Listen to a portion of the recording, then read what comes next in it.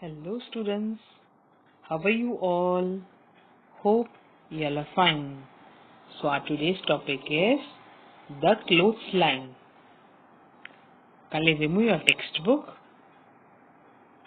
2.1 The clothesline.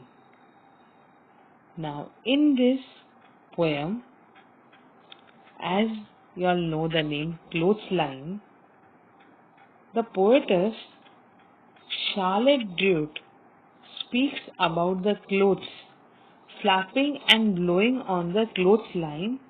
As you all can see that this is the clothesline. So the clothes flapping and blowing on the clothesline on a windy day.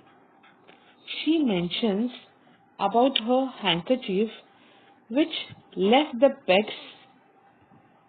These are the pegs.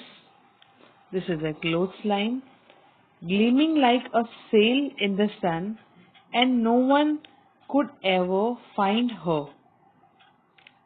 So the handkerchief was being lost and nobody could find out.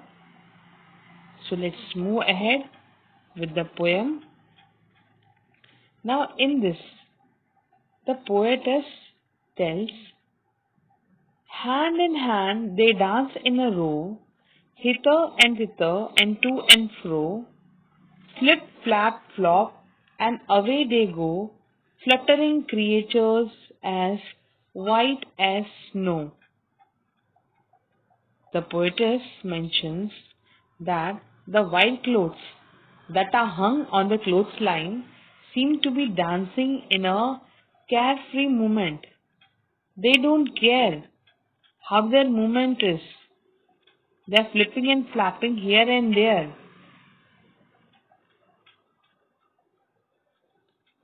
In the second stanza, the poetess is telling that the clothes movement, how it is, like restive horses, they caper and prance.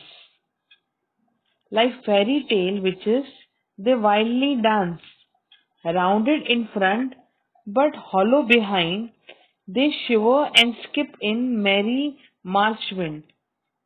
Here the poetess is describing about the clothes movement, which resemble like restless horses, and their dance reminds the poetess of the wild dance of the witches in fairy tales when they dance in the March wind. In the third stanza, the poetess says that she claims to have seen her handkerchief struggling to be freed from the pegs. So only in the stanza she is mentioned, one I saw dancing excitedly. Now who was dancing excitedly? It was none other than the handkerchief.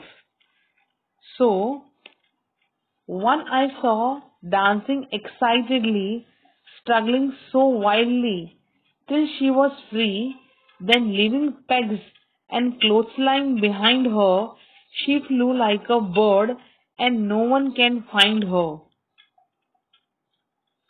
She claims that her handkerchief was struggling to be free of the pegs, thereby freeing herself and flying out to reach like a bird.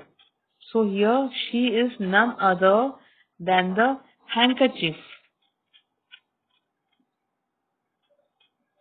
In the next stanza, the poetess is speaking about the handkerchief, how it flew away.